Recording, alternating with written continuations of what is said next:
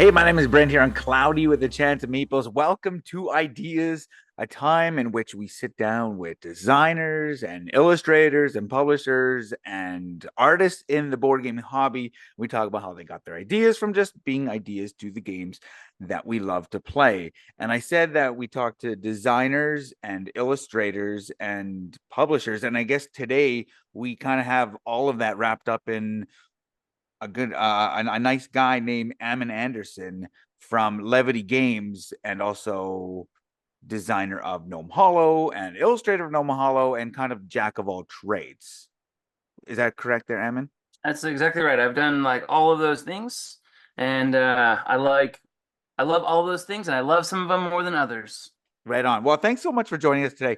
And so, I always dive into these conversations just finding out about how others got into the hobby, because I think some people, or I guess a lot of us in the hobby, kind of have similar paths, but some don't.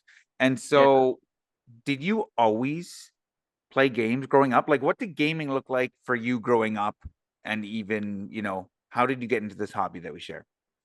Like when I was like a kid, I grew up playing obviously Monopoly and Clue and all those games like Boggle and all the standard games that I think most people are familiar with. Hmm. There was a kid on the street who played Monopoly like every other day for like years. So we Hmm. played it for years at his house. And I still remember fondly, like when I was at a family gathering, like at my grandma's house, we were playing Clue, the old version that had like it was like the bigger board that they don't Hmm. sell anymore.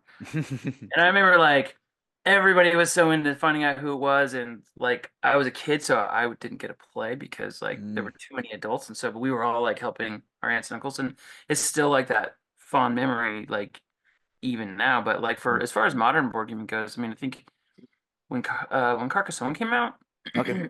played Carcassonne, and I was like, wow, this is like awesome. I really liked how different it was. And then, games like Settlers of Catan, right? Like these like changed the landscape.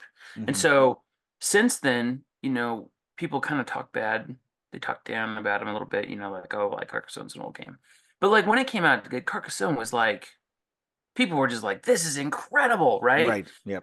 When Catan came out, like people were like, this is the most revolutionary thing ever. And now like we can go and pick those things apart based on like current modern board gaming. But Right. like they were things that anybody who got into the hobby back then, like they loved. And so that's why they become classics.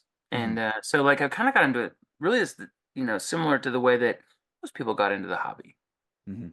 You know what? I find that kind of funny because, board game design has come so far since Catan and since Carcassonne, but at that time, that had come like leaps and bounds. So it's almost as if those that are in the hobby and have been for so many years were almost like Catan and Carcassonne, and maybe Ticket to Ride in there is almost like the Monopoly, we snob Monopoly because it's so bad, and just roll Yeah. dice, and you know what I mean. I think we've almost gotten to the point where we're becoming like snobs to some of these classics that open the doors to modern board gaming, which I just find it fascinating. I don't have a stance on that because I'm not a big Monopoly fan, but it has opened the doors for people in the hobby, right? As Well, as it has much its place. as it's kind of outdated in mechanics. Yeah, it has its place, right? Hmm. Like those old games, they have their place because like the current generation of gaming today wouldn't exist without them. Like, Right. Yeah. and if those games hadn't been created, other games would have been created and we would be feeling the same way about those 25 years later, right? Like so like I think we have to respect them. Yeah. So, Agree. yeah. Agree. So what are you playing these days? Obviously, you design your own games, but like surely you're playing other games and getting other games to the table. Yeah, I think like I play lots of games, especially with our board game groups. Like currently, like Nucleum, Hmm. like kind of like grabbed me. Like it's fantastic. I just ordered the expansion, the Australia expansion. I just got the Arcs from Leader Games. Okay. That Yep. just came in the mail this week, so that's gonna be hitting the table. Um, I like lots of different styles of games. I've been looking for like a copy of Rococo. So like Mm, my tastes really like they're pretty diverse as far as when it comes to gaming. I don't have like a preference. hmm Uh, Around my house, we play lots of card games because that's what my family likes. So we play a lot of uh, classic card games. I grew up playing a lot of classic card games, hmm but those are kind of what I've been playing. How about you? What have I been playing recently? Oh man, I'm on the spot now. Okay. Um, what have I been playing recently? I got Aqua this year. I got Reef right behind me. What else Yeah. did I get recently? Been playing a bunch of Canvas. Been really Oh, liking, cool. really digging Canvas. Um, I'm like the 30 to 60 minute, like that's my sweet spot. I have a few games on my shelf that surpass that, much like Clank or Honey Buzz and um Whistle Mountain. But yeah, Yeah. um life's busy. I got kids and school's finishing and whatnot, so we don't have as much time to play games like we do in the winter. But um, something that we always come back to is Everdell. Everdell's like our evergreen. Absolutely love Everdell. Yeah. So, Well, speaking about that publisher hat, right? Like that 30 to 60 like minute game. I mean, like you're right in there with the majority of gamers. So like mhm, the vast majority of gamers, that's their preference. So mhm. you can sit down with your family and you can play it and you can play a couple games. In an evening. Yep. Yeah. Yeah.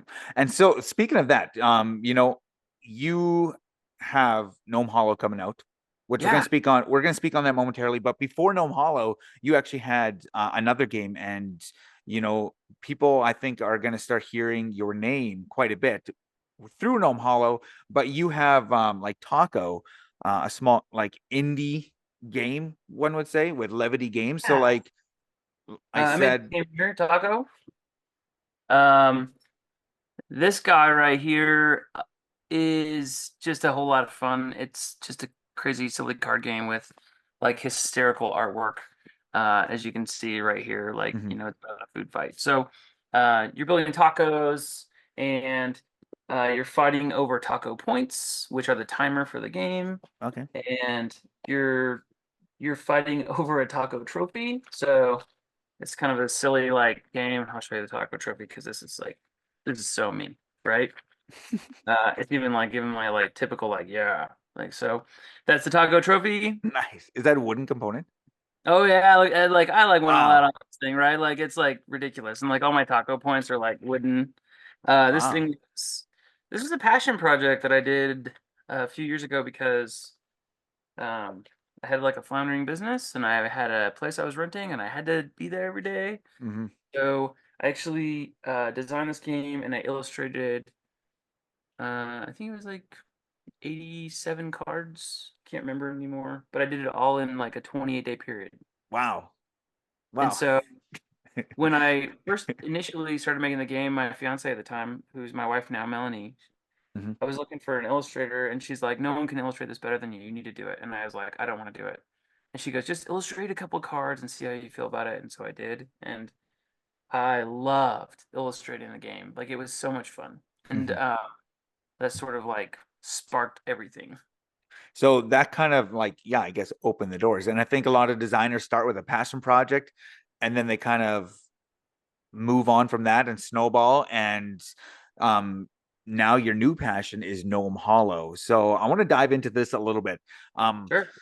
I heard about Gnome Hollow last year, and I will say, a few weeks back, you and I had a chance to play it on Tabletop Simulator, and it was just absolutely fascinating how you're building there's these worker placement spots, and it's kind of got like it's got set collection, not kind of it's got set collection, and then kind of a race to the market to sell your goods. Well, they're not goods, but sell your mushrooms before other players, and then get all these things. But when did you start designing Gnome Hollow? And it's kind of got to my understanding, a pretty cool backstory in the sense of you did Sure. all the artwork, all watercolors. Like there's kind of a story behind it. Do you want to share that? No, yeah, I'd love to. So, um, Gnome Hollow came about. It was actually not long after this game came out that I was still working at that my art gallery in the mall, and I Mm-hmm. was on my way home on Christmas Eve, and I got rear-ended really bad. Mm-hmm. Pushed the intersection, woke up on the other side, and suffered a traumatic brain injury that left me with a permanent concussion. Right, like I still to this day, like constant headache, constant concussion, like migraine pain, and so even though I've been able to like overcome a lot of those things, there's still some ongoing symptoms. But about the first like 6 months of that process, 6 to 8 months, was like gruesome. Like it was horrible. And I was seeing a neurologist and I was seeing pain specialists, I was seeing doctors, and they had me on so many medications and I had so many problems with my head. I couldn't even like walk to the bathroom without like holding the wall, right? Mm-hmm. Wow. To like not tip over. And one day, like, I was just tired of laying in a bed in a dark room in pain, like, Mm-hmm. constantly, and so I basically just I asked my wife to go downstairs in the basement and get my watercolors, and I decided I wanted to paint something, and I didn't even know what I was gonna paint at the time. It was just I was just gonna paint, and so I sat down and started painting just my mom's favorite color was green, and Mm-hmm. I love the color green. It's not my favorite color, but like it felt really peaceful to me at the time. So I Mm-hmm. started like painting like just this wash of green. And um I had taken like some Misket, which is like sort of like a rubber paint, and like when it dries, like you can paint over it and then you can take an eraser over the top Mm-hmm. and it erases the Misket and it leaves perfect like white paper underneath. Oh, So it protects cool. white areas when you're watercoloring. So I'd put some little dots on it and like then I realized like there was something to this. Like there was a game in what I had just created, and as I was painting, like for the first time, I felt like a little bit of relief. And Right. so I threw that to the side, and I did a much more deliberate design where it could be broken into hex shapes, Mm-hmm. and the patterns all worked with the things. And actually, that original painting, the one that I did that day, um, though that image is on every tile in Gnome Hollow. Really? So like those patterns are there. And I actually have it here. I can go grab it. The colors have been edited quite a bit because I didn't know what I was building at the time. Right. But this is the original painting. Huh. This is the original watercolor. Like I Wow. I like put hearts in it because I was like, I just want to feel better. What's Yeah, funny, yeah. um, so you can see like the little pathways with the little grass growing around it. Yeah, yeah. And then this got imported basically in and cut apart into like hexagons that worked with this pattern. So, um, but yeah, this is still in the final game. And so from that point on, like we started just developing the game. I was playing it with a friend of mine, and I couldn't work on it a whole lot because the more I worked on it, the more my head hurt. Right. Right, like so Yep. it was this irony. But working on the game actually increased my stamina in a Mm, way that like allowed me to begin healing at like a way higher level than what like I had been healing at before. right. Was it So always like gnomes? no, uh, the first version of the game, as you can see, that like there's no mushrooms here. Like it's Right. just paths, Yep. and like you got points. The initial game was that you were going to actually encapsulate rings. Okay. So the first game, like you were making rings, and then you were putting rings around rings, and you got more points based on how many rings you can build around rings. Right. And that turned into like a point nightmare. So the balance was really off. Um, mushrooms came original mushrooms. There were mushrooms in the very second version, but those mushrooms were actually painted in these spaces, and if you like encapsulated a mushroom, you got like a fairy crystal because it Okay. was very like so it's changed way, way, way dramatically. There were bridges at one point. You could like build a bridge to your neighbor's ring and take things from their ring. It Mm, was, but that became just like this area control battle, and it yeah. wasn't like this peaceful thing at all. And so over time, as the game finally developed, and I knew like we were building rings and harvesting mushrooms off those rings, and finding that balance of how do you score value in the size of a ring Hmm. while also doing a second thing. So one of my core principles of design is that I want things to do two things at the same time, two different purposes. So Hmm. you may not recognize that what you're doing is doing two totally different things, but it is. Hmm. Every time you play a tile, right, is building into a ring that's going to get you a bonus in the game, Yep. but it's also going to give you a completely different resource, which are mushrooms. And so, like, the better that you can fine tune those two systems to work cohesively, the better you will do in the game. So Right. there's a significant amount of strategy there. And that balances with just the luck of the draw and what tiles you get. But at its core, it needed characters. And my Mm. wife walked in and she said, "You should put gnomes in this game." Mm. And I was like, "Okay, let's do gnomes." And now people send me gnomes like all the time. You're gonna have a collection of Oh my gnomes gosh, on your front lawn soon. I have a lot of gnomes. They've been like I helped that guy out with his book on Kickstarter, and he's such a great guy, like fantastic author. Just needed a little bit of coaching on Kickstarter, and I just helped him. And then, like in the mail, like 3 months later, comes this gnome with a thank you card. So yeah, Something that I find fascinating about the game, and I don't have my copy yet, um, but I will get one. The magnetic boards. So yeah. You want to see him? you, yeah, I do want to see them, and I'm Oh, sure folks will want to see it. So as you get that out, let's talk about it. So you obviously worked on this with the op, but this is something that was like a prototype from when you pitched it. So yeah. what made you decide to be like, hey, I'm gonna slap a magnetic strip on the back of my player boards? Um, like, where did that come from? Yeah, so every single version of the game is gonna have it has these in it. So Which is so satisfying, it's right? Like, it truly is. look at that. It's upside down. Yeah, And I mean they're sturdy. yeah, yeah, yeah. Um, this is so fun. Like, what's great too is that on the back is like this is the advanced version of the game. So Um, is the whole thing magnetic then? So it's not just like oh yeah. I guess there's three strips or of Yeah, magnets throughout. they're completely magnetic. Okay, Um, the boards are. So my initial boards, I wonder if I have an example. Oh, I think I do. Let me see here. So my initial boards, I have one that's half built. I never finished.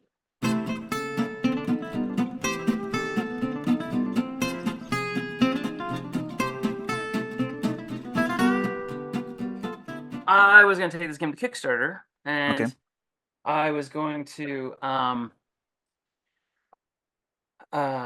was shooting this video for um sorry, TBI. Sometimes the words won't come anymore.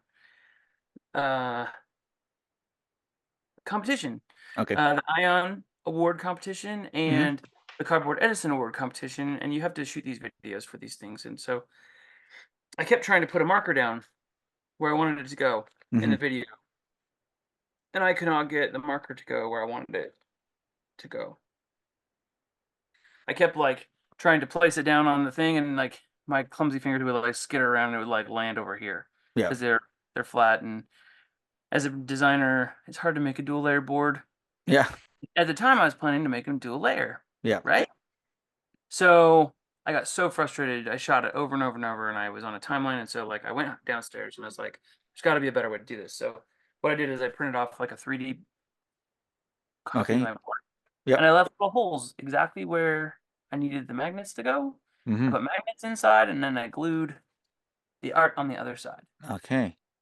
And then I went to my back upstairs to the table that was all set up for me to shoot my video, and I was like, "Oh, your thing's gonna go here," and it was like, click, and it went exactly like where I wanted. And I was like, one take, perfect. No kidding. This is exactly how these were invented. Is like I just wanted to shoot video because I couldn't afford to pay like somebody to do like a 3D version of like how the movement worked. Right. But I needed to be able to illustrate it for the video so that like people Mm. could see where it went. And after I had made this board, right, so this was like one of my original boards. Yep. After I'd made it, um, everybody was like, you need to make the rest of those. Like, you need to make a yellow one and a green one and a magenta one. And I'm like, okay. So I made them and I put them in my prototype and I took it to a convention and people were like, what the heck? Yeah. This has to be in the final game. And I'm like, well, I don't know if that will be. I have no idea. Like, I have Yeah. no control of that. But um, I am very pleased to report that we have magnetic boards, and I gotta tell you, like, it is a very satisfying feeling. Whether you're like a pick up and put down kind of person, or Yeah. whether you're like a drag person, if you want to pick it up, or if you just want to just move Moving it. around. You know what? It makes me wonder like what doors this will open. You know what I mean? Down the Yeah. road. Because like you said, I couldn't make a dual layer board because a lot of games, that's a big thing. That's a big Kickstarter upgrade. Dual layer boards, right? And so this clearly is not dual layer board. So wonder what footbar or you know what I mean? What doors will be open because of Gnome Hollow moving forward. So, and I think the more things like this start appearing in the market, it'll bring the cost down, right? But like Hopefully, always, yep. the first thing we do is innovative. But the other significant thing is, I mean, this is a fairly thin board. I mean, like this is very, very thin. Yep. Um, it's super, super light. Hmm. And so my understanding, I don't have the numbers, but my understanding is that it has significantly reduced the weight for shipping and for like freight all over Yeah. the world Hmm. by removing all that extra cardboard, right? So I think that there's some real bonuses. I know that there's some concerns about it being like ecologically friendly, but these are very, very, very small magnets. They're not super big and they're not expensive. They're not, I mean, I don't think that it should be a big problem. And Hmm. frankly, like I So think love it. so moving forward from this, Gnome Hollow is going to come out, and I think it's gonna surprise a lot of people. And one of the reasons I think it's going to surprise a lot of people is because it's being published by the Op, and the Op is Yeah. known for more mass marketed games, but this is kind of that 60, not 60, 30 to 60 minute medium-ish weight game. Like this is like I would feel like a one step up from just like a family weight game. Yeah, this is so there was when people found out about the game, when publishers found out about the game, I got 13 offers from 13 major publishers. Wow. And it was this incredible like it's actually really stressful to get a lot of offers on your game. I Um bet. I had to like wrap my head around it. The op um the interesting thing about them was that at Gamma where everything exploded and it became like the focus of so much attention. Um, I had met Tony from the op, and I was like frazzled. I was like melted. Hmm. I couldn't cope with the situation very well. And Tony just saw me one day, saw me as I was like kind of running off to the bathroom to hide from like publishers. And we ended up talking and I didn't know he was a publisher at the time and he said, "Look, he's like, you look like a guy that could use some advice. Do you just want a friend?" And I was like, "Yes." He's like, "I won't even like bid on your game. Like I'm not interested in your game. Hmm. I'm with a different kind of publisher anyway." And so he gave me like all this coaching and feedback and like advice and it was this incredible gift in a time when I needed it like so much. And so it wasn't until about 4 months into this, as things were going crazy, he said, "Look, people at the top of my company, they're interested in putting an offer on Gnome Hollow, but I told you no. So the answer is no, unless you say it's okay." And we had become friends, and I said, "I'm happy if you. I have loved every interaction I've had with you. Hmm. I'm absolutely fine if you put in an offer on the game." And the more I talked to them, they actually did something pretty remarkable. So people don't realize it, but they do have a hobby division of the op, Hmm. and they've had it for about 5 years, and they've released like 30, I think 36 games prior to this year. Right. They all were hitting the market in the hobby industry, and which is actually more than a lot of medium and small publishers in the hobby industry. Hmm. Um, but the interesting thing about them was sort of how they approached me about the game. Like Pat Marino, tremendous. tremendous person in this industry. Like he's so smart. And one of the things that he did and that blew my wife away was that when they sent over like their interest letter in Gnome Hollow, he sent a PowerPoint that started with all the reasons we love Gnome Hollow Hmm. as a company. Wow. And they broke those down in this PowerPoint. And my wife just like turned to me and she's like, wow, like I love that they love your game. And they do. Like I was at the ops headquarters last week in California, Hmm. and so many of their employees walked up to me and they were like, I have to tell you, I love your game. And I'm like, thank you so much. Like I was like, oh my gosh, like it's like, I mean, that's what every designer wants to hear, right? Right. Yeah. But even like their graphic designer, Erica Munoz, phenomenal. Like, so I had created like my own version of my rulebook because I was planning to like publish it myself, right? Like it looked like this. Hmm. I mean, this is my rulebook that I made. Wow. So, um, this is a significantly advanced rulebook layout, Yep. but I've been a corporate graphic designer for most of my career. So Erica Munoz, like she took everything that I'd made and just like took it to the next level. Right And on. what you'll notice is like she paid homage to all the work I had already done. That's cool. And so I'll be honest, like working with the op has been a tremendous experience. Like Hmm. I think that they're a brilliant company and I think that they're only going to make even more incredible things going forward. The reason I picked them is because I just felt like they were the right option. Like, um, you know, there were lots of reasons when you sell a game. This game I was never planning to like license to a company. I was always planning to kickstart it. Yep. So the first hurdle was me just being like, do I give up my game to a company? Like that Hmm. was the first major hurdle, and it took me several months to like accept that. Come to Um, come to terms with that. Yeah. yeah, but I think the other reasons, like you work with a publisher versus like self-publishing, those things are they're complicated questions. They're Hmm. questions like, there's financial reasons why you would do it or not do it.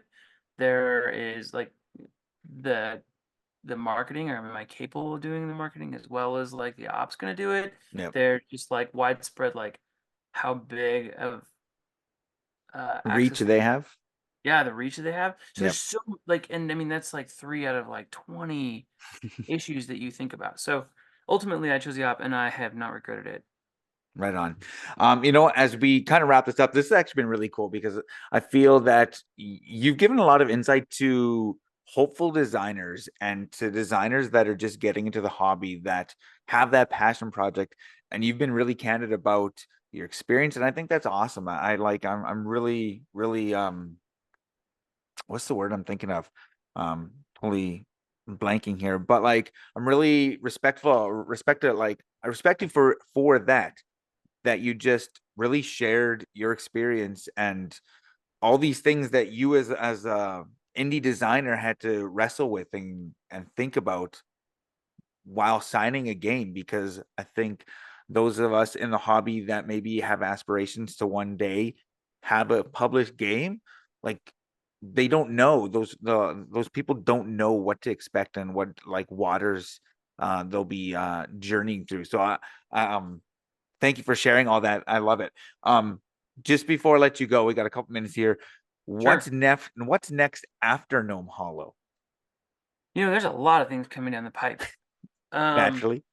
I'm working on like 8 games right now. Um, I so boy, that's a complicated question. So I have Share been and share and share what you want to share or share what you're allowed to share. sure, Um, sure. don't So get in I trouble with publishers. licensed another game with All Play Okay. early this year called Twinkle Twinkle, and that's coming out next year with All Play, which is going to be a fantastic little it's like a 15 to 20 minute tile placement game. So like think like it uses all acrylic tiles that are see-through, and so Okay. you're building a deep space star chart, but you're seeing the deep space through the clear tiles, which is super cool. Hmm. So that's coming out in 2025, and Okay. then I've got several other games that are like in various levels of being investigated by publishers. I've been doing a lot of like uh, art direction for several companies. So I've been doing art direction for a little company called um, oh gosh, hold on. This uh Envy Born Games. So they Okay. make like really cool there's like tiny game series. So I'm actually designing a game for this series, which is incredible challenge to fit a game into a 4x4 by 1 block. I can But imagine. I've been doing art direction on a game for them called Kalahari that is a fantastic little game, and it's coming out next year. And then I've been doing art direction for another company that I've been partnering with called Up Publishing. So Uncommon Publishing, and we're releasing a game next year in the spring called Floristry. So I did all the art direction for that. So I've been picking up sort of like other jobs within the industry, but also like working on my own games. Right on. Um, And yeah, so if people want to know more about your stuff, obviously not more about yourself, but yeah, more about yourself and your work, Levity Games, you have a yeah. website. What exactly is that website? So I have a website called it's just www.levity.games. Okay. And that's my website, and anybody can get a hold of me there. I post really inconsistently on my blog. So because I'm not the best like influencer like you are, Well, um, thank you. I wouldn't say I'm the best either, but I appreciate your kind words. you all do it better than I do. Seriously. Thank you. So um I run a little sticker shop on Etsy called Levity Games, and I Okay. do upgrades for stuff and for board games, which I love because Hmm. it lets me like illustrate more. I love illustrating. So Right on. basically, like I'm kind of like all over the place. Hmm. Right on. So I'll put a link to levity.games in the description of this video. Yeah, that'd be great. And to just wrap up, I just again want to the time say thank you. Thank you for taking the time. You know what? This means a lot to me. Um, because without like designers saying, "Hey, I'll chit chat," I couldn't do this and I couldn't get into the minds of different designers and share their thought process and share the creative journeys that designers go through, because Yeah, you shared so much about how you were in this accident and you went through all this pain and you came out with Gnome Hollow at the end. And so often I think it's easy for those in the review space or whatever just to look at a game and just like throw it out like as of no merit. At the same time, like there are some games that need work and stuff like that, right? But in the board gaming hobby, there's stories to all of these games. All these games that you see behind me, they're designed by just people who are having like passion projects and have these ideas that they just want to get out of their head onto, cardboard and prototyped out, and they turn into games that then are shared with people around the world that people can create long lasting memories and friendships with. And I think that's awesome. And so that's I just true. want to thank you so much for taking the time and for sharing just your journey with Gnome Hollow. And I really think it's gonna surprise a lot of people. And it's coming out of Gen Con, correct? It's coming out at Gen Con this year. You'll be able to buy it. It's coming out at Gen Con. They're going to have an upgrade kit, which is phenomenal. Like it replaces a lot of the cardboard pieces with wood pieces. So Mm-hmm. it feels really like a hobby Kickstarter game. Mm-hmm. But more to like what you were saying is you're exactly right. Like, and I can tell you this myself. I had a lot of people reach out to me and coach me. And so you're exactly right. We're all just people. And the more we help each other, the better this hobby industry is going to become, the better like the influencer industry is going to become, and the better that, you know, board games in general are going to grow and develop. Right on. Well, I firmly believe that conversation is built on community, much like games are built on ideas. So again, Ammon, thanks so much for taking the time. You bet. My name is Brent. Till next time, grab your umbrella. The forecast is cloudy with a chance of meeples.